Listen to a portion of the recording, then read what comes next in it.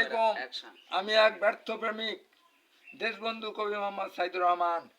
আমি এক ব্যর্থ প্রেমিক, কিন্তু ভালোবাসার পাগল। কত নারীর কাছে প্রেম নিবেদন করেছি, তাতে পাইনি, খেয়েছি অনেক গোল। কত চিঠি লিখলাম, মোবাইল করলাম, কিন্তু কেউ ভালোবাসা করতে ইচ্ছুক নয়। এক আঁচল প্রেম ভালোবাসার জন্য আমি পিয়াসী চাতক রই। তবে কি ভালোবাসার দাম দিয়ে কিনতে হয়?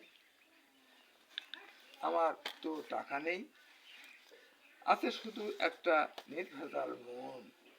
সেই মন দাম আমি চাই, কিন্তু কে দিতে পারে আমার এই এক চিমটি ভালোবাসার সুখ?